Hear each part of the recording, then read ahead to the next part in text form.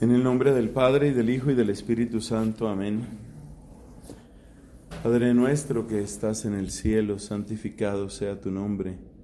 Venga a nosotros tu reino, hágase tu voluntad en la tierra como en el cielo. Danos hoy nuestro pan de cada día, perdona nuestras ofensas, como también nosotros perdonamos a los que nos ofenden.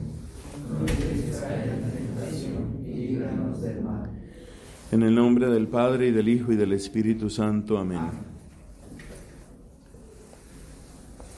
Uno de los temas monográficos más difíciles de la cristología es el que queremos abordar con la ayuda de Dios el día de hoy. Es el tema conocido como el de la ciencia de Cristo. Utilizamos la palabra ciencia en el sentido de conocimiento. El enunciado clásico de este problema está en dos frases. ¿Qué era lo que Cristo sabía? Sabía sobre sí mismo, sabía sobre el Padre, sabía sobre el mundo, sabía sobre la iglesia, sabía sobre el futuro. ¿Qué era lo que Cristo sabía? Y la segunda pregunta clásica es, ¿de qué modo sabía lo que sabía? ¿De qué modo sabía lo que sabía? Entonces, ¿cómo se puede abordar este tema? Vamos a concentrarnos hoy sobre todo en la primera pregunta, que fue objeto de largo estudio por la Comisión Teológica Internacional. Hay un documento de 1985 de la Comisión Teológica Internacional que trata sobre este problema, sobre el problema del conocimiento de Cristo.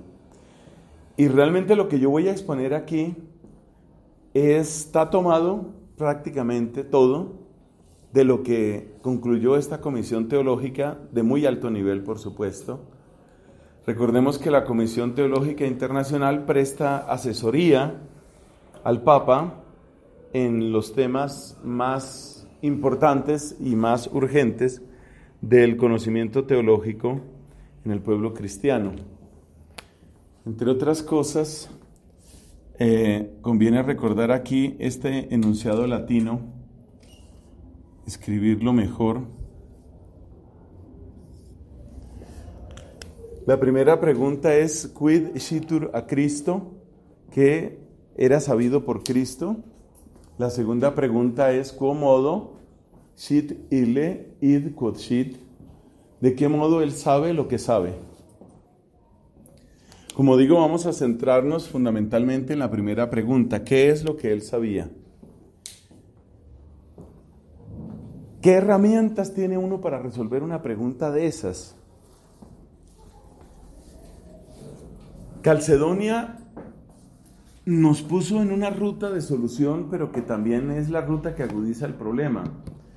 Porque Calcedonia nos dice que Cristo es una sola persona, pero también nos dice que Cristo subsiste en dos naturalezas, naturaleza humana y divina.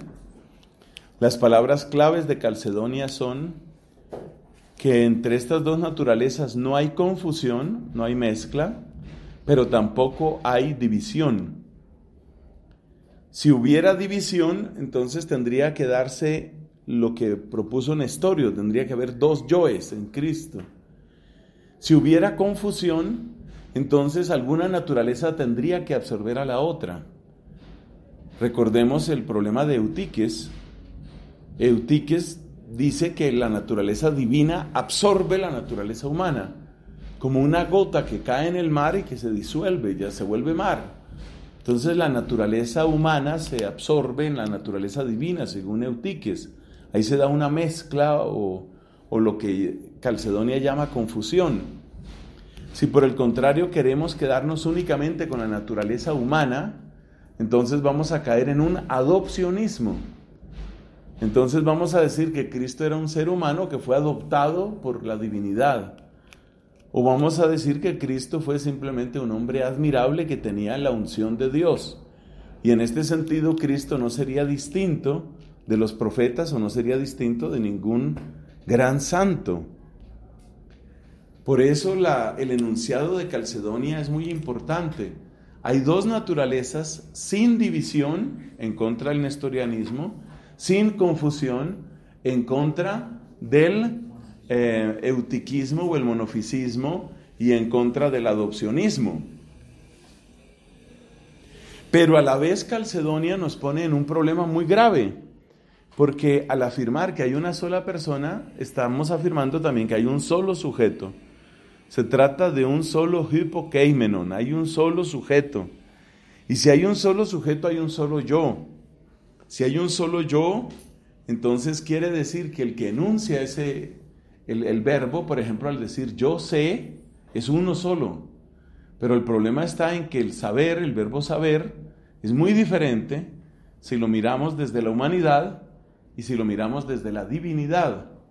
¿Cuáles son las principales diferencias? Son tres. Las tres principales diferencias entre el saber de la naturaleza humana y el saber de la naturaleza divina. Primera diferencia, el saber humano es progresivo. El saber humano se va dando poco a poco.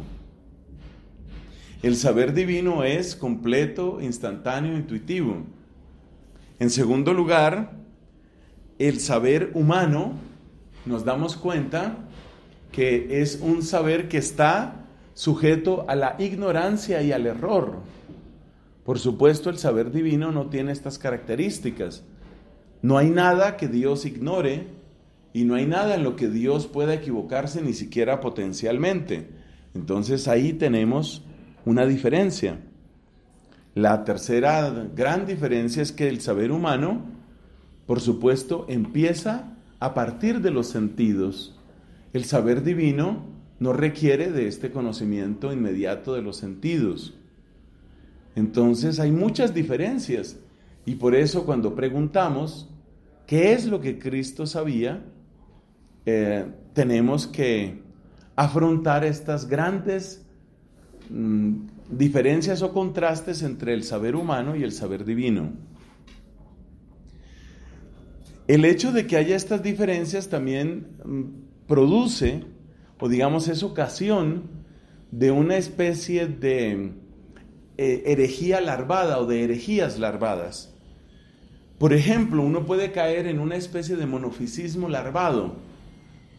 De tal manera se afirma el conocimiento divino en Cristo que en la práctica lo que estamos diciendo es que la humanidad no aportaba nada a Cristo.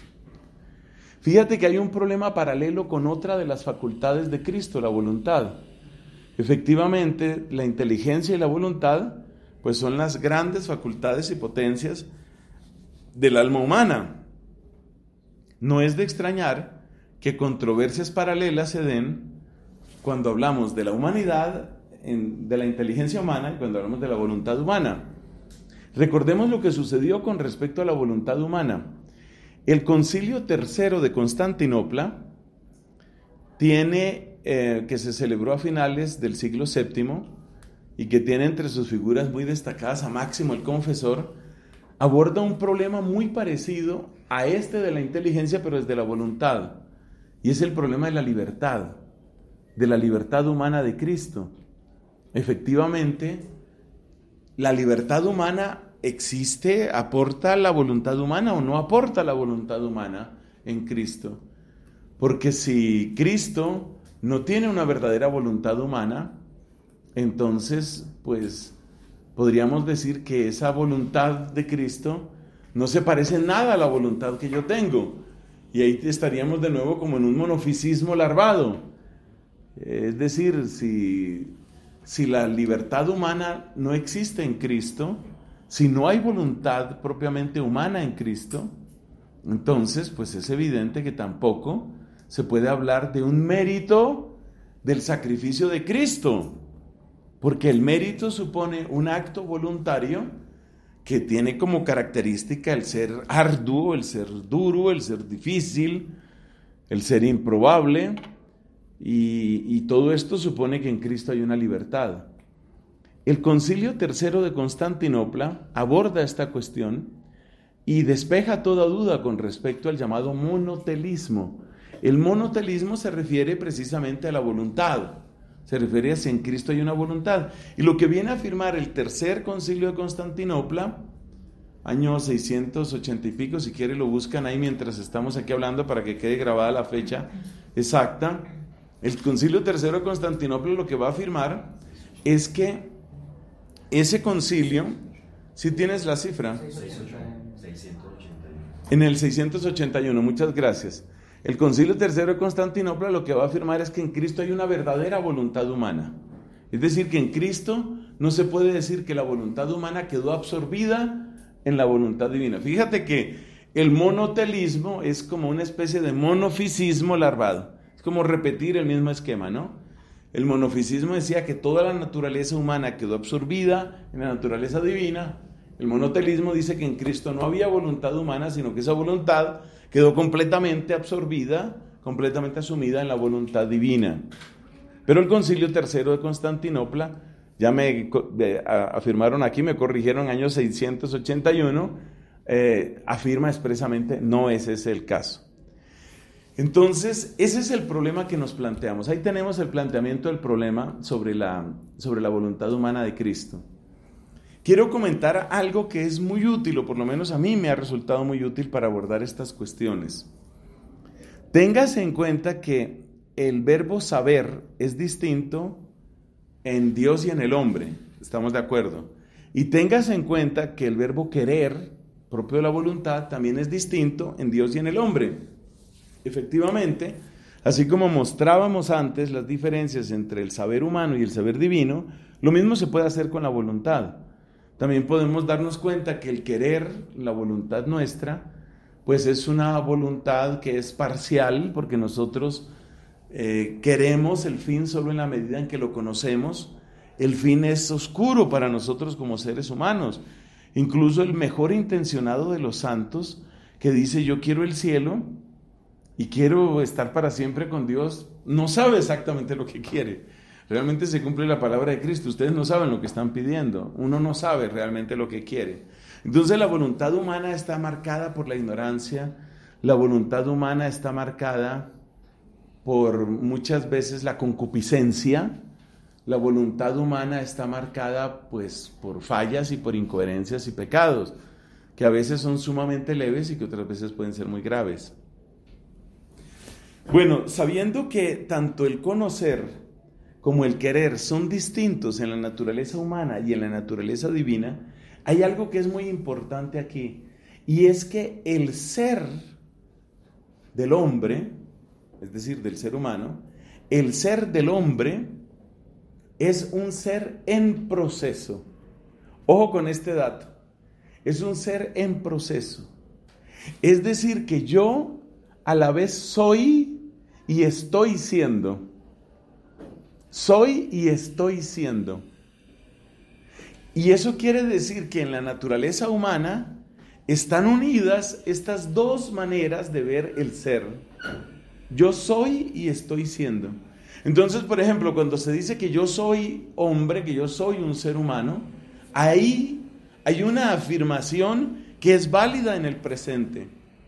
Pero la plenitud de mi humanidad, la plenitud de mi historia no ha aparecido. Vamos a suponer, en la misericordia de Dios, vamos a suponer que este servidor que les habla todavía va a vivir, qué sé yo, 15, 20, 30 años. Vamos a suponer que yo voy a vivir 30 años más, por ejemplo, que es supuestamente probable. Lo que yo voy a hacer todavía no soy. Y sin embargo, cuando yo haya sido, mira el trabalenguas, cuando yo haya sido lo que voy a hacer, entonces también seré. Quiere decir que el verbo ser, en un sentido, es estable y permanente, porque yo todo el tiempo soy un ser humano, pero en otro sentido, lo que yo soy, apenas lo voy siendo. Y lo que yo seré al final de mi vida, eso es lo que yo realmente seré. O sea, lo que yo seré no es lo que soy, sino lo que soy, más lo que estoy siendo y más lo que seguiré siendo y lo que llegue a ser. Todo eso es lo que yo voy a ser. Entonces el verbo ser tiene un doble sentido cuando nosotros hablamos de seres temporales. Y por eso, cuando nosotros hablamos de Jesucristo, Cuando nosotros hablamos del ser de Cristo y de la naturaleza humana de Cristo, en un sentido hay que aplicar lo mismo. Quiere decir que Cristo embrión, Cristo feto, Cristo recién nacido, Cristo niño, Cristo adolescente, en todos esos casos se puede decir Cristo es un ser humano. En todos esos casos se puede decir. Pero, ¿qué ser humano es Cristo? ¿Quién es Cristo? Solo tiene una respuesta definitiva cuando ¿qué? Cuando Él ha terminado todo el arco de su existencia temporal.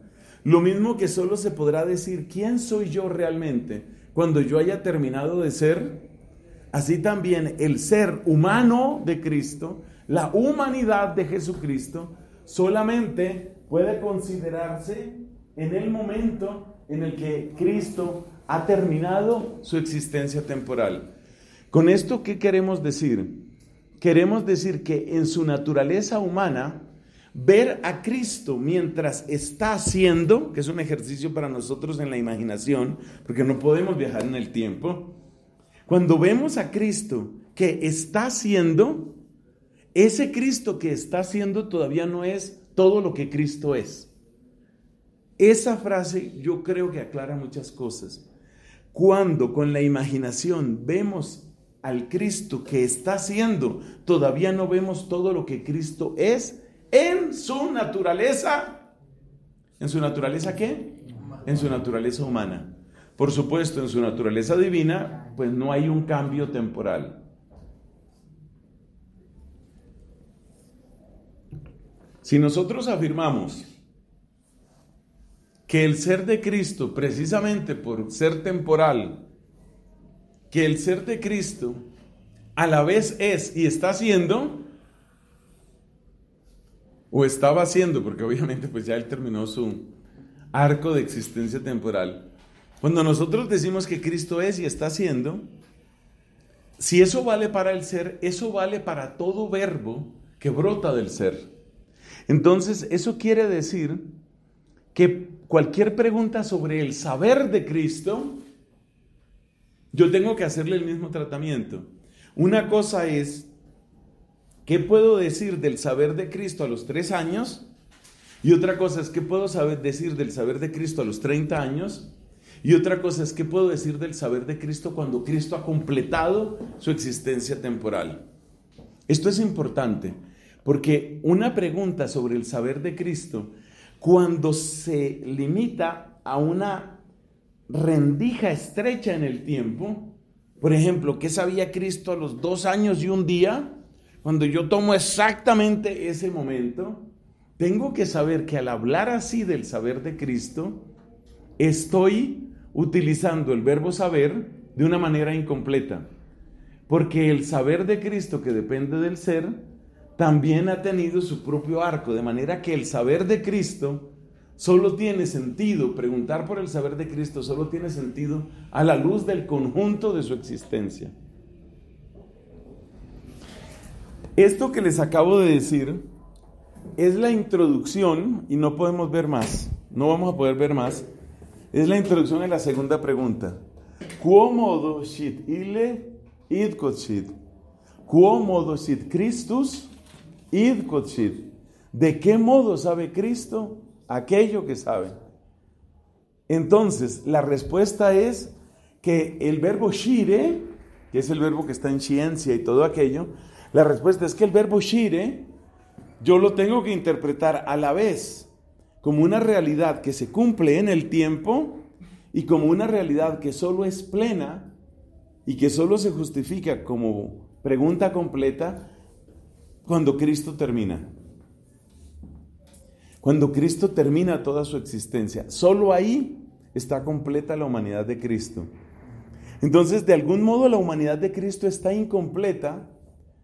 ¿Incompleta hasta cuándo? ¿Cuándo se completa? ¿Se completa en la cruz? ¿Se completa en la muerte? ¿Se completa en el sepulcro? No.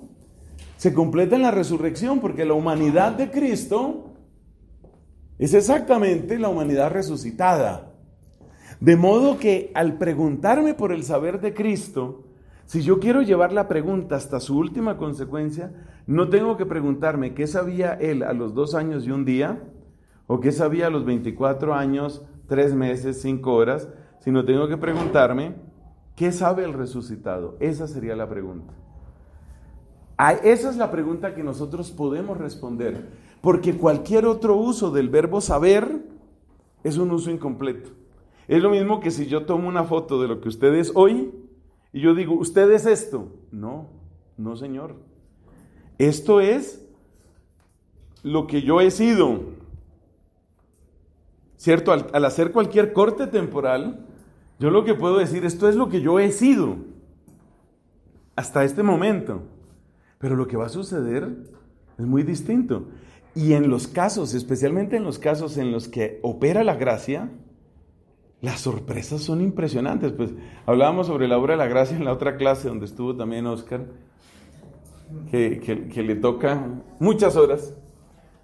Ahí hablábamos también de la obra de la gracia y hablábamos de este tema del tiempo. Entonces, ¿qué sucede? Que usted toma un convertido, por ejemplo a Charles de Foucault. Charles de Foucault es una de las conversiones más bellas del siglo XX. Entonces Charles de Foucault, si tú lo tomas antes de la conversión y paras ahí y tú dices, esto es Charles de Foucault, está siendo injusto. Ese no es Charles de Foucault.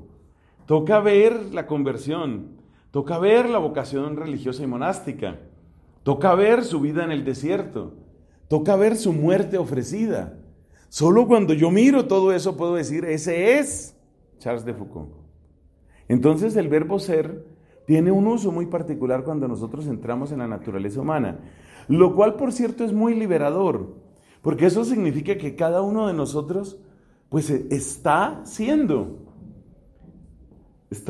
Hay un texto de la primera carta de Juan en el capítulo 2, ¿no? Que dice eso, lo que seremos todavía no se ha revelado, ya somos hijos de Dios, lo que seremos no se ha revelado. Sabemos que cuando Él se manifieste seremos semejantes a Él porque lo veremos tal cual es. Entonces nosotros, al preguntar por el ser de un humano, y ese humano incluye la naturaleza humana de Cristo, al preguntar por el ser tenemos que tener en cuenta que el ser humano solo alcanza respuesta sobre su ser, solo da respuesta sobre su ser cuando termina todo el arco de su existencia temporal. Y eso es lo único que podemos decir sobre la pregunta, quo modo sit Christus id quod sit. Solo podemos dar esa respuesta. ¿Por qué? Porque nosotros estamos seguros de que el saber de Cristo, en esa resurrección, en esa humanidad glorificada, si lo piensas bien, ahí es donde no tiene problema precisamente en su encuentro con la divinidad. Es decir, que el resucitado sepa muchas cosas, muchas, en su humanidad glorificada, es mucho menos conflictivo que tratar de resolver preguntas tan especulativas como en qué momento, en qué día, en qué hora y en qué lugar, junto a quién descubrió Cristo que Él era Dios. Esas preguntas no es que no se puedan decir, sino que esas preguntas, mientras estemos hablando del devenir de Cristo, mientras estemos hablando del camino histórico de Cristo, esas preguntas la única respuesta que tienen es proceso, proceso, proceso. Es decir, lo que en el fondo nos dice el Evangelio de Lucas. Él fue creciendo en edad, en sabiduría y en gracia. Y el crecimiento de la sabiduría significa también esto. Entonces, Cristo fue sabiendo cada vez más de Dios y Cristo fue sabiendo cada vez más que Él mismo era Dios. Pasemos ahora al documento, por favor. Documento de la Comisión Teológica Internacional. Es un documento brillante que además se apoya en la clase pasada. Bueno, no se apoya en la clase pasada, se apoya en lo que nosotros dijimos en la clase pasada. Es decir, en la historicidad de los evangelios. Aquí hay que recordar un dato muy importante, queridos amigos, de la clase pasada sobre la historicidad. Acuérdate que nosotros decíamos en la clase pasada que la transmisión del mensaje evangélico se dio en 3 fases, ¿recuerdas eso? Hay una fase apostólica, hay una fase comunitaria y hay una fase textual. La fase apostólica es la de los primeros testigos, la fase comunitaria es la propagación de la enseñanza de los apóstoles en las comunidades y luego la fase textual es el proceso complejo, solo parcialmente conocido, de elaboración del texto. Eso hay que tenerlo en cuenta. Y también decíamos en esa clase pasada, ustedes pueden revisar ahí sus respectivos apuntes, También decíamos en esa clase pasada decíamos otra cosa importante, y es que las condiciones en las que se da el paso de la fase 1 a la fase 2, de la fase 2 a la fase 3, y todavía se podrían hablar otras fases, el establecimiento del canon, la era patrística, etcétera, etcétera. La manera como se da esa transferencia, esa entrega del mensaje de los apóstoles, nos obliga, no solo nos invita, sino nos obliga a reconocer la verdad sustancial. Hay una verdad sustancial ahí, una verdad sustancial que permanece. Es decir, negar esa verdad sustancial produce muchas más preguntas. Produce, como decía chistosamente uno, requiere mucha más fe. Se requiere más fe para creer que se traicionó el mensaje de los apóstoles que para recibir el mensaje de los apóstoles como ellos lo entregaron. Sobre la base, entonces ahora sí seguimos, sobre la base de esa historicidad básica, esa historicidad fundamental del texto, entonces nos dice la Comisión Teológica Internacional lo siguiente. Entonces leo, nuestro estudio, recordemos que este es un documento, a ver que no me equivoque yo, no quiero equivocarme, es de 1985. Ustedes lo pueden buscar, lo citan todos los grandes textos de cristología, los manuales. El texto es la conciencia que Jesús tenía de sí mismo y de su misión. Es de 1985. Hay otro documento precioso de la Comisión Teológica Internacional que resume los grandes concilios cristológicos hasta el tercero de Constantinopla, que ya no me va a olvidar que fue en el 681. Ese otro documento es del año 1979. Entonces les invito a que ustedes, como un gran resumen de la cristología fundamental, por favor, esos dos documentos de la Comisión Teológica Internacional. En 1979,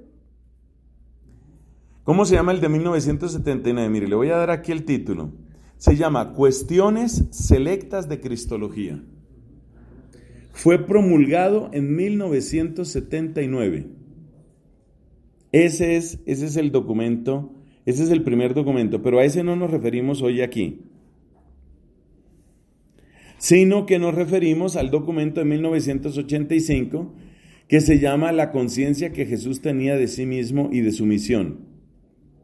Bueno, según este documento, entonces nos vamos a lo siguiente. Por ahí hay un subtítulo que dice, hay una introducción muy buena, pero no podemos leer todo.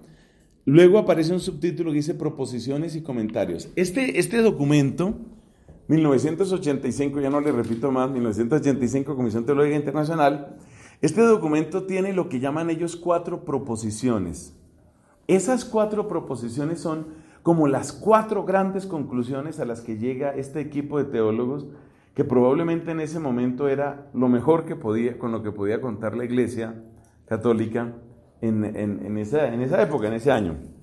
4 proposiciones. Entonces, lo que vamos a hacer aquí en el resto de nuestra clase es tomar esas 4 proposiciones que en el fondo responden a quid citur a Cristo. ¿Qué era sabido por Cristo? Sobre la segunda pregunta yo hice un modesto aporte, que es esto del arco temporal y el uso del verbo ser y el verbo saber, que es la pregunta por el cómodo. ¿De qué manera? Esa es la segunda pregunta. Pero la primera pregunta es quid citur a Cristo, y este documento quiere presentar respuestas en forma de 4 proposiciones. Entonces el documento trae una introducción y luego trae primera proposición con un comentario, segunda proposición con su respectivo comentario, tercero con el comentario y cuarto con el comentario. Ese es el documento de la Comisión Teológica Internacional. Leo. Nuestro estudio se limita a algunas grandes afirmaciones sobre aquello de que Jesús tenía conciencia con respecto a su propia persona y su misión. Las 4 proposiciones que siguen se sitúan en el plano de lo que la fe ha creído siempre con respecto a Cristo. Deliberadamente no entran en las elaboraciones teológicas que intentan explicar este dato de fe. Es decir, ellos no entran en el cómodo. Realmente usted ya se dio cuenta por la pequeña presentación que yo hice que el cómodo es casi imposible de resolver. Casi lo único que usted puede decir es que hay un crecimiento en el conocimiento y que ese crecimiento en el conocimiento sucede en Cristo, pues a la luz del entorno en el que está y que alcanza su plenitud en la resurrección. Es prácticamente lo que usted puede decir. No se trata aquí de intentar formular teológicamente cómo, cómodo, esta conciencia puede articularse en la humanidad de Cristo. Los comentarios de las 4 proposiciones, porque acuérdense que viene proposición y comentario, siguen en líneas generales 3 etapas. La predicación apostólica, ¿cierto? Dice lo que la predicación apostólica dice con respecto a Cristo. Luego lo que los evangelios sinópticos por las convergencias de sus diferentes líneas nos permiten decir. Y finalmente el evangelio de Juan. Fíjate que, ¿por qué ellos se toman la libertad de apoyarse en los evangelios? Por lo que veíamos en la clase pasada. Porque sustancialmente se puede afirmar la historicidad de los evangelios. Ese fue el tema que tratamos la vez pasada. Proposición primera. La proposición primera es la más audaz de las 4. Las otras tienen que ver más con la misión. La primera es la que va directo al ser de Cristo. Y es una afirmación sumamente valiente. La vida de Jesús testifica la conciencia de su relación filial al Padre. Su comportamiento y sus palabras, que son las del servidor perfecto, acuérdate del siervo de Yahvé, etc., implican una autoridad que supera la de los antiguos profetas y que corresponde solo a Dios. Su comportamiento y sus palabras superan en autoridad a los antiguos profetas y corresponden solo a Dios. Es decir, realmente Cristo, con su manera de comportarse y de vivir, asume autoridad divina. Es lo que nos está diciendo aquí. Jesús tomaba esta autoridad incomparable desde su relación singular a Dios, a quien Él llama mi Padre. Tenía conciencia de ser el Hijo único de Dios y en este sentido de ser el mismo Dios. Esa es la afirmación más audaz que tiene esta comisión. Sí tenía conciencia de su ser divino. Por supuesto, la afirmación de que tenía conciencia del ser divino hay que entenderla como el Dios de Jesús. Es decir, no es el Dios Superman, ¿no? No es el Dios Thor, no es el Zeus que lanza rayos. Es el Dios de Jesús, que manifiesta su poder, como ya lo dice el libro de la sabiduría, sobre todo compadeciendo y perdonando. Ahí manifiesta sobre todo su poder. Entonces Cristo tiene conciencia de su poder, pero esa conciencia de su poder y de su autoridad divina no significa conciencia de que yo hago lo que se me dé la gana, porque ese sería un Dios pagano. Es el Dios de Jesús. Cristo tiene conciencia de ser Dios, pero a la vez Cristo es el único que nos revela cómo es Dios. Escriba esa frase que no me va a salir mejor hoy. Cristo tiene conciencia de ser Dios, pero a la vez solo sabemos cómo es Dios a través de Jesús. Ahí está resumida toda la paradoja de la cristología. Ahí la tiene resumida. Cristo tiene conciencia de ser Dios, pero solo sabemos cómo es Dios a través de Jesús. Entonces, que Cristo sea Dios no significa que esté haciendo su vida fácil. Por ejemplo, hombre, tengo que salir, pero me da pereza abrir la puerta, pero como yo soy Dios, entonces yo atravieso esta puerta, porque yo soy Dios. Entonces, tengo hambre, pero qué pereza, y plata también tengo, y podía hacer la plata, pero no, mejor hago aquí estas piedras que se conviertan en pan, ¿no? Ojo con eso, ¿no? Entonces, Cristo es Dios, y sabe que es Dios, pero nosotros solo sabemos quién es Dios a través de Jesús. Entonces, ¿cuáles son las afirmaciones básicas en esta primera proposición?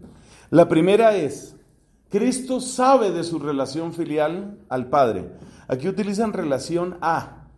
En castellano hoy se utiliza más relación con, ¿no? Relación filial con el Padre. Pero bueno, relación a es más fuerte realmente. Relación filial al Padre. Su comportamiento y sus palabras, que son las del servidor perfecto, a imagen de Isaías y los 4 cánticos del siervo, implican una autoridad superior a la de los profetas. Realmente él toma el lugar de Dios. Tercero, esta autoridad la toma Cristo, ¿de qué? ¿De dónde?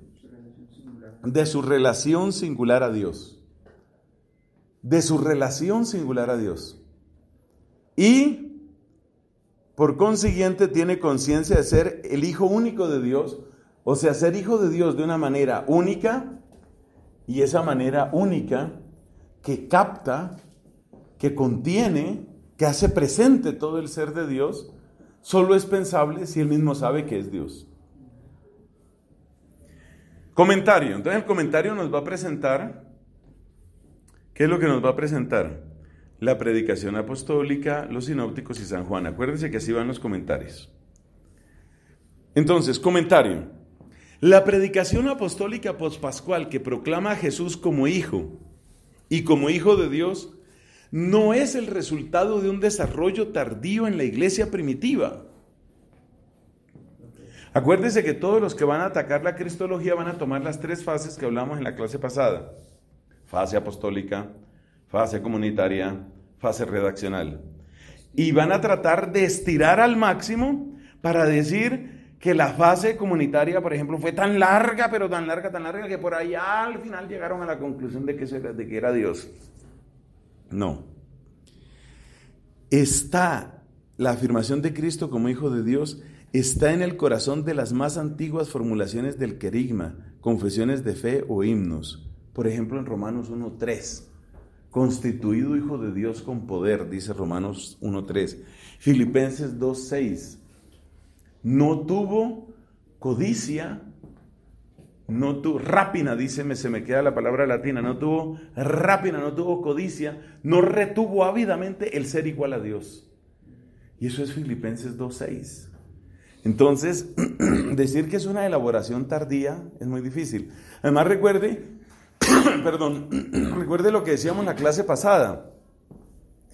Cuando un grupo grande de personas han tenido acceso a una misma información, que alguien trate de cambiar algo no es nada fácil. No es nada fácil. Porque cuando todos han tomado clase, un ejemplo parecido me parece que fue el que dimos también allá, ¿no? Si todos aquí han tomado clase con el padre decano, con el padre Franklin, y entonces luego alguien va a decir, ¿te acuerdas el padre Franklin que era bien gordo él? Y no señor, eso no es así. Es decir, cambiar un dato donde hay numerosos testigos es casi imposible, sobre todo si ese dato va a tener estas repercusiones. Es que no son pequeñas las repercusiones. O sea, entre decir que es Dios, más o menos Dios, casi Dios y nada de Dios, hombre, esas no son tonterías. Eso no se puede cambiar. Entonces, no es una elaboración tardía. Luego dice, San Pablo llega a resumir el conjunto de su predicación en la expresión, el Evangelio de Dios acerca de su Hijo. Y nos da las citas respectivas. A este respecto, son particularmente significativas también las fórmulas de misión. Dios ha enviado a su Hijo. También eso es de San Pablo. Más adelante nos dice, la designación de Dios como Padre, que ha llegado a ser pura y simplemente la manera cristiana de nombrar a Dios, se remonta a Jesús mismo. Es este uno de los datos más seguros de la investigación histórica sobre Jesús. Jesús no solo ha llamado a Dios Padre o mi Padre, sino que dirigiéndose a él en la oración lo invoca con la designación de Abba, que denota, como todos sabemos, una particular cercanía. Y de eso no tenemos anticipación en el Antiguo Testamento. Abba. La manera de orar de Jesús y la manera de orar que enseña a sus discípulos sugieren la distinción entre mi Padre y vuestro Padre y el carácter único e intransferible de la relación que une a Jesús con Dios. La manera de relación que Él tiene con Dios. La invocación de Dios como Padre implica consecuentemente la conciencia que Jesús tenía de su autoridad divina y de su misión. No sin razón se encuentra en este contexto el término revelar, Consciente de ser aquel que conoce a Dios perfectamente, Jesús sabe, por tanto, que es al mismo tiempo el mensajero de la revelación definitiva de Dios a los hombres. Él es y tiene conciencia de ser el Hijo. Es el Hijo.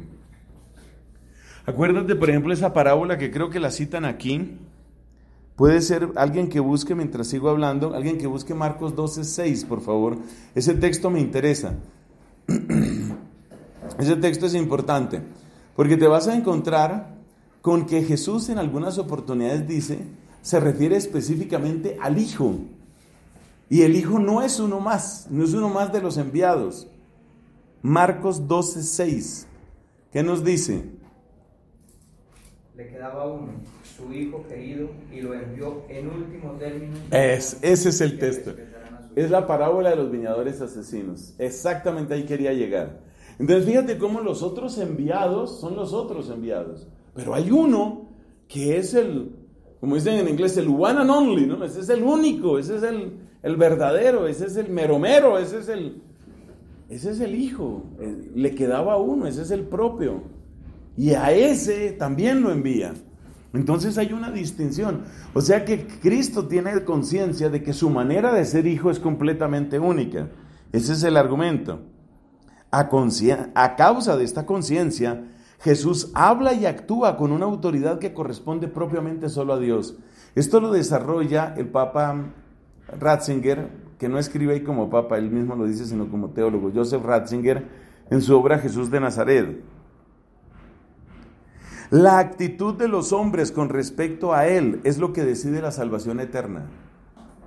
Eso no lo había dicho ningún profeta.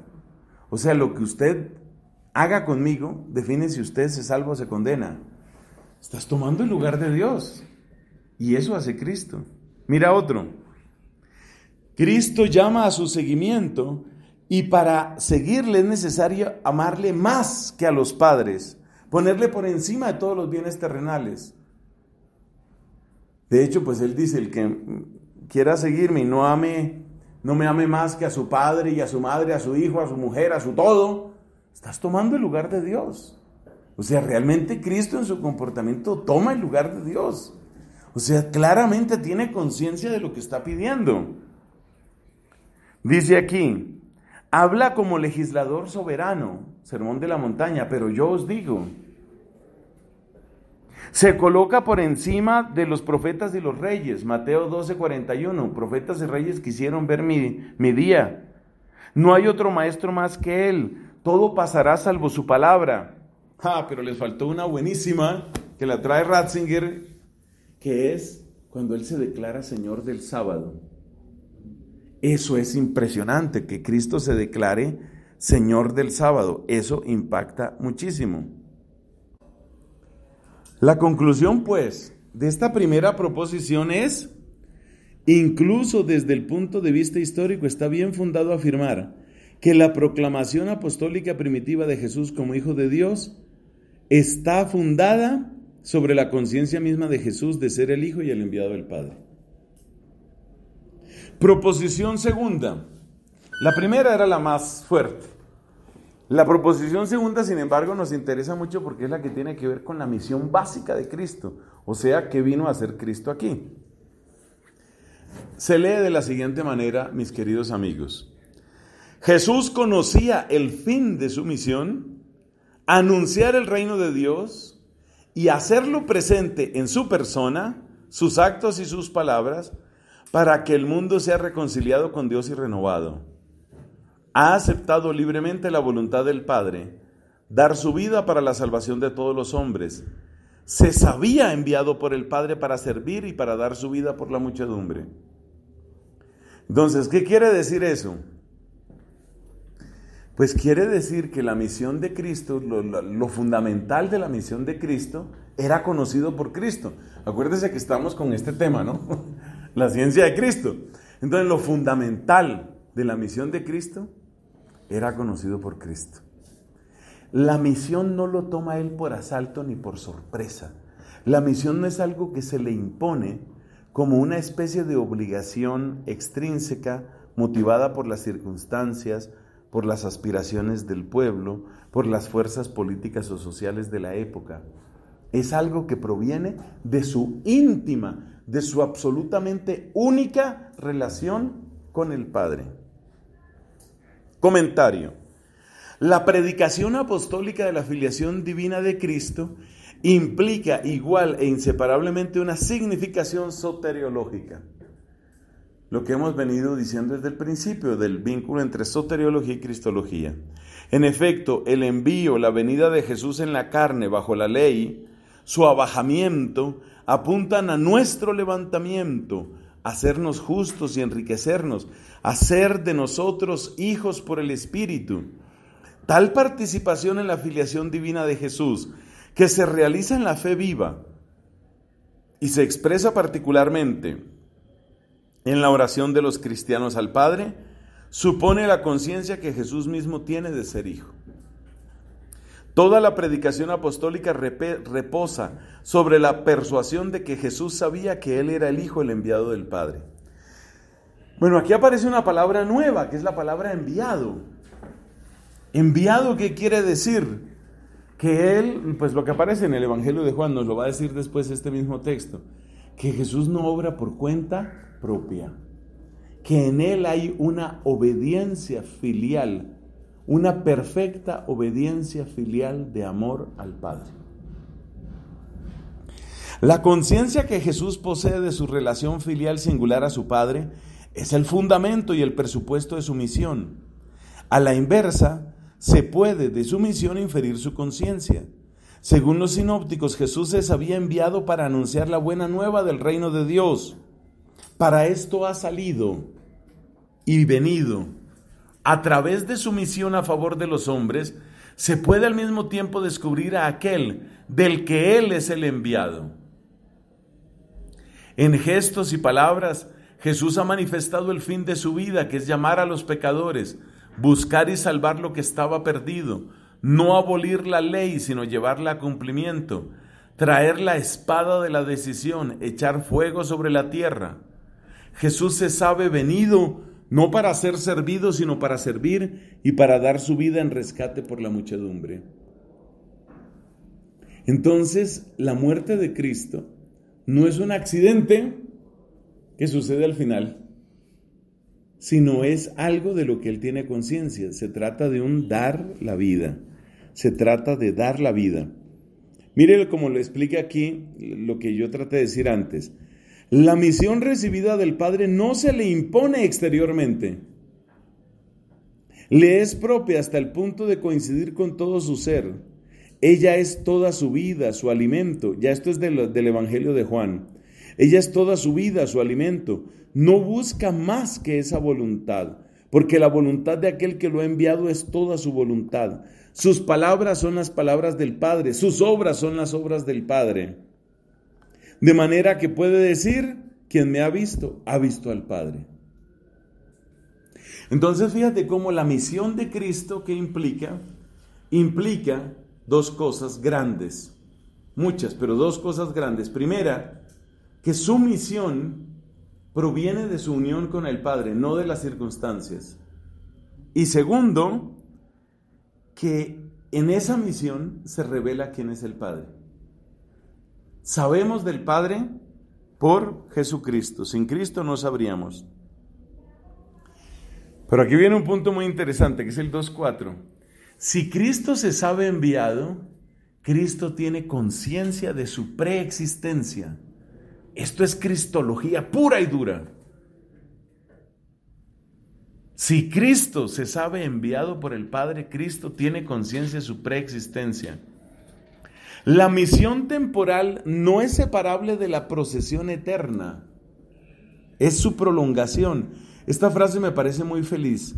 La conciencia humana de su misión traduce, por así decirlo, en el lenguaje de una vida humana, la relación eterna al Padre. O sea que la manera como Cristo es entre nosotros es el lente precioso que tenemos para saber cómo es Cristo en la Trinidad, cómo es Cristo en la eternidad. Por eso algunos teólogos van a decir, entre ellos el más famoso Rahner, van a decir que la Trinidad económica, es la misma Trinidad inmanente. Porque la revelación que hace Cristo aquí del Padre, la manera como se porta Cristo aquí con el Padre, nos permite inferir el modo eterno como Él procede del Padre. Esta misma relación del Hijo encarnado al Padre se expresa de manera kenótica, es decir, de abajamiento, de humillación.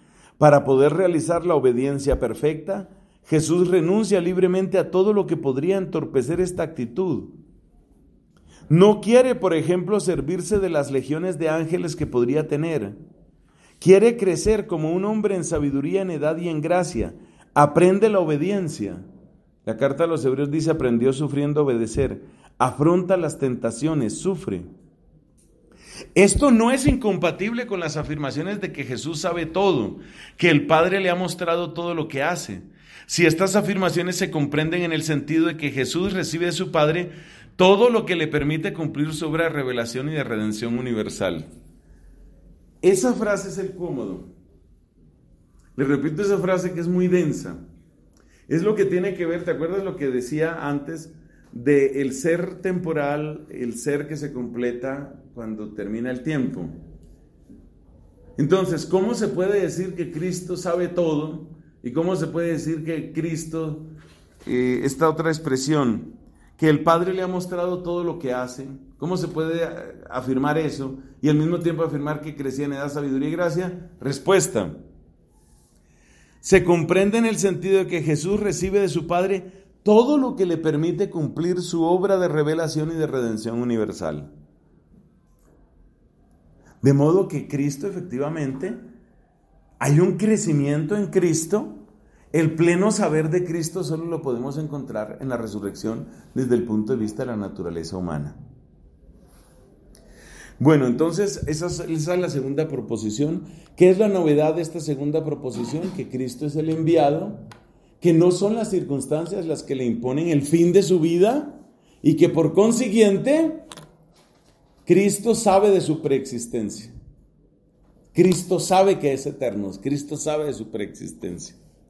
Tercera proposición: para realizar su misión salvífica, Jesús ha querido reunir a los hombres en orden al reino y convocarlos en torno a sí.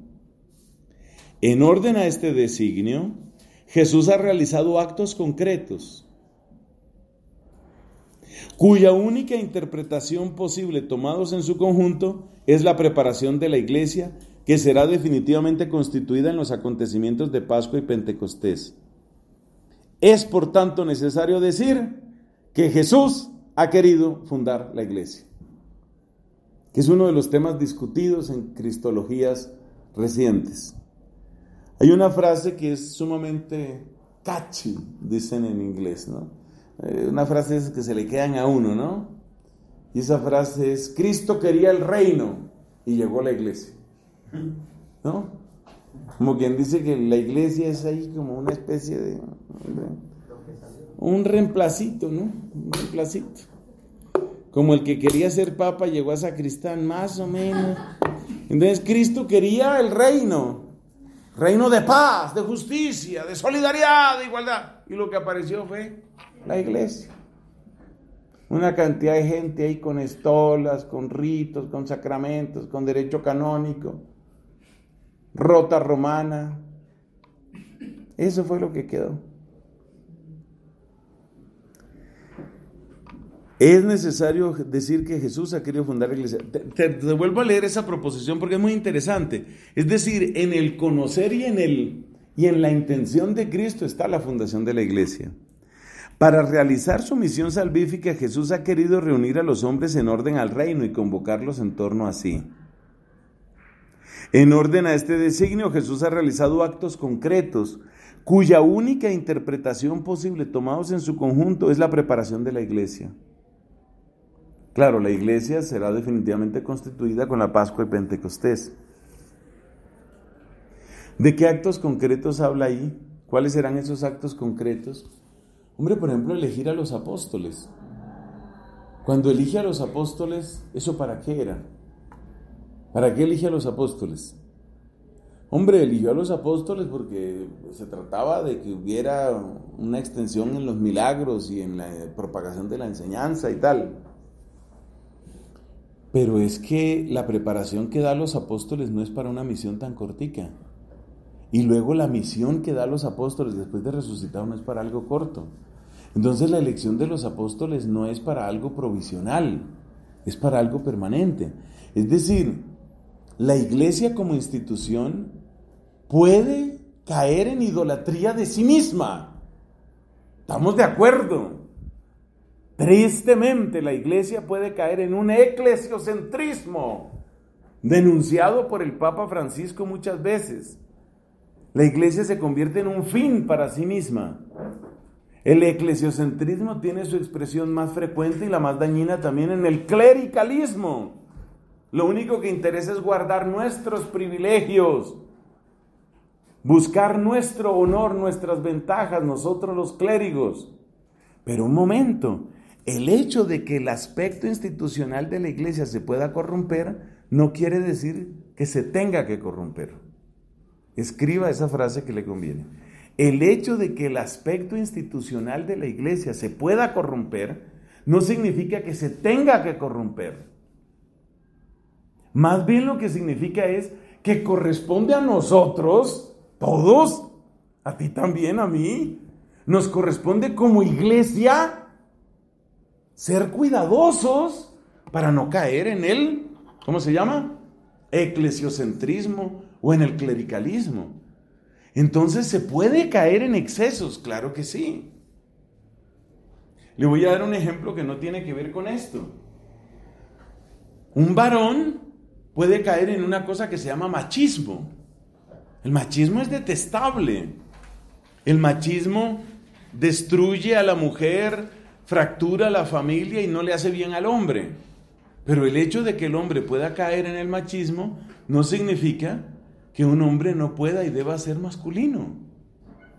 Entonces hay una masculinidad. Masculino no significa machista, masculino no significa macho. Entonces, lo mismo se aplica aquí. Que si hay un aspecto institucional de la iglesia, ¿cómo vas a entender la elección de los apóstoles, la instrucción a los apóstoles, las promesas a los apóstoles, el envío de los apóstoles? Y luego la estructura dentro de los apóstoles, particularmente la elección de Pedro. ¿Cómo entender todo eso sin decir que Cristo ha querido una iglesia? Entonces sí, Cristo ha querido una iglesia. Pero ¿cómo vas a decir que Cristo ha querido una iglesia? Eso es clericalista. No, señor. No, ni es eclesiocéntrico. Por supuesto, el gran desafío para la iglesia es no ser centro para ella misma. Entonces, ¿cuál debe ser el centro de la iglesia? ¿El mundo, el servicio al mundo? Tampoco. El centro de la iglesia está en Cristo, está en su designio, está en su plan de amor, que por supuesto es salvación para el mundo, que por supuesto es gloria para el Padre. No separe la gloria del Padre y la salvación del mundo. Usted no puede decir que la iglesia está centrada en el mundo, porque la iglesia no es discípula del mundo, es discípula de Cristo. Entonces esa proposición tercera es muy importante, es muy bella. Ustedes pueden leer la afirmación que aparece ahí. Es bastante larga, es el comentario más largo. Leo una partecita del final de ese comentario. ¿Ha querido Jesús fundar la iglesia? Responde, sí, pero esta iglesia es el pueblo de Dios que Él reúne a partir de Israel, a través del cual busca la salvación de todos los pueblos. Entonces la iglesia, por una parte, tiene una referencia, viene de Israel, no sale de la nada. Y por otra parte, la iglesia está como servidora. ¿Servidora de qué? Servidora del designio de salvación, que le da la gloria a Dios y que es bien para el mundo. Pero sí se ha querido una iglesia. Pasemos a la proposición cuarta para ir terminando esta exposición. Les repito, el documento es magnífico. La vez pasada en lo de la historicidad también les cité a un autor, Daniel Iglesias, les dije es un laico uruguayo interesante, es un hombre muy interesante. Realmente personas que han dedicado mucho tiempo, seriedad, preparación a esto, gente que vale la pena conocer, si uno quiere tener una sólida formación cristológica, teológica. Bueno, entonces ahora pregunto, Pregunto o no, si no vamos a la proposición cuarta. La conciencia, se lee así la proposición cuarta, la conciencia que tiene Cristo de ser enviado por el Padre para la salvación del mundo y para la convocación de todos los hombres en el pueblo de Dios. Fíjate cómo se van apoyando una en la otra, ¿no? La conciencia que Cristo tiene de ser enviado por el Padre, eso lo dijo en el número 2, en la proposición 2, para la salvación del mundo y convocación de todos los hombres en el pueblo de Dios, eso lo dijo en la proposición 3, implica misteriosamente el amor de todos los hombres, de manera que todos podemos decir que el Hijo de Dios me ha amado y se ha entregado por mí. Es realmente un epílogo muy bello este que trae acá. Es decir, que el amor de Cristo no es un amor genérico, sino que de alguna manera ese amor de Cristo se hace personal en cada uno de nosotros. O como decía algún santo, Cristo ama a cada uno como si fuera el único que existiera. La predicación apostólica implica desde sus primeras formulaciones la convicción de que Cristo ha muerto por nuestros pecados según las Escrituras. Ese es el resumen del querigma que presenta Pablo en 1 Corintios 15. Les recuerdo el evangelio que yo les prediqué y en el cual están fundados. Paredo, Cajuimín, Jocay, Parélabon. Les transmití lo mismo que yo recibí, 1 Corintios 15. Que Cristo, y dice aquí, murió por nuestros pecados, catá tasgrafás, de acuerdo con las Escrituras. Se ha entregado por nuestros pecados, y esto en concordancia con la voluntad de Dios Padre, que lo ha entregado por nuestras faltas. Dios, que quiere que todos los hombres se salven, no excluye a nadie de su designio de salvación que Cristo abraza con todo su ser. Toda la vida de Cristo, desde su entrada en el mundo, ahí cita Hebreos 10, que a su vez cita el Salmo 40, al entrar en este mundo Cristo dice, aquí estoy para hacer tu voluntad. Esa es la frase citada ahí. Hasta el don de su vida es un único por nosotros. Es lo que decimos en el credo, ¿no? Por nosotros y por nuestra salvación. Si ha muerto por nosotros es que nos ha amado. Cristo nos ha amado y se ha entregado por nosotros como oblación. Efesios capítulo 5. Nosotros son todos los hombres que quiere reunir en su iglesia, porque Cristo ha amado a su iglesia, a la iglesia, y se ha entregado por ella. La iglesia no ha comprendido este amor como una actitud general solamente, sino como un amor tan concreto que mira a cada uno personalmente. Así ve la iglesia las cosas cuando oye a San Pablo recordar el respeto a los débiles. No vayas por un alimento a causar la pérdida de aquel por quien Cristo ha muerto.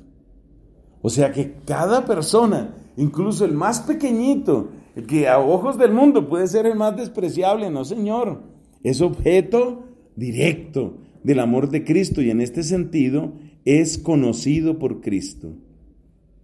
Leo hacia el final y terminamos.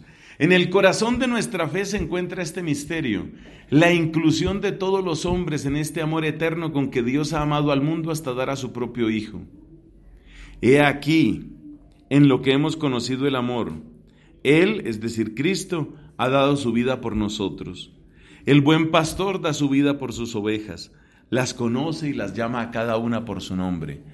Por haber conocido este amor personal de cada uno, tantos cristianos se han comprometido en el amor por los más pobres sin discriminación y continúan dando testimonio de este amor que sabe ver a Jesús en cada uno de estos, mis hermanos más pequeños.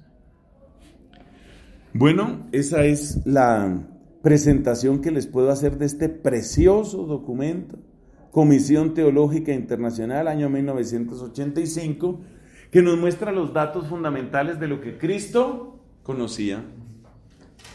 En esencia, ¿qué nos ha dicho? Recapitulemos. Que Cristo sabía de su relación filial con el Padre. Que Cristo sabía que esa relación era única. Que Cristo con su comportamiento y sus palabras muestra una autoridad que está por encima de cualquier otra autoridad y que muestra que su relación con el Padre, o su relación al Padre, dice el documento en esta traducción, su relación al Padre es la de quien se sabe Hijo único de Dios y se sabe Dios. Entonces Cristo sabe que es Dios. En segundo lugar, Cristo sabe que hay una misión, que por esa misión Él ha sido enviado. No son las circunstancias las que marcan el desenlace de su vida, sino el anhelo de una entrega que corresponde a la voluntad del Padre. A su vez, el saberse enviado implica que Cristo sabe su preexistencia. Él sabe que Él no empieza a existir cuando empieza a existir como ser humano. En tercer lugar, hemos dicho que Cristo sabe que el designio de salvación se realiza por el anuncio del reino y por la constitución de una iglesia. Eso quiere decir que la iglesia no es una especie de solución de emergencia. No habiendo otra cosa, se murió, se fue, ¿ahora qué hacemos? Organicémonos, a ver, mande usted y ahí vamos andando. Por el camino se irán arreglando las cargas, dice el refrán. No, Cristo ha querido que exista una iglesia. Que ese querer de Cristo puede ser traicionado por nuestra vanidad, por nuestro orgullo, por lo que se llama popularmente clericalismo, eclesiocentrismo, sí. Pero el hecho de que algo pueda ser deformado no quiere decir que no exista o que no pueda entenderse bien. Entonces, el aspecto institucional de la iglesia hay que saber que es parte del querer de Cristo, es parte del saber de Cristo e implica de parte nuestra también una responsabilidad. Y por último, la proposición 4, ¿qué es lo que nos ha dicho? Pues nos ha dicho que ese amor de Cristo implica una ofrenda que se hace real en cada vida concreta, hasta el punto de que cada uno de nosotros puede decir, me amó y se entregó por mí. Gloria al Padre, al Hijo y al Espíritu Santo. Como era en el principio, ahora y siempre, por los siglos de los siglos. Amén.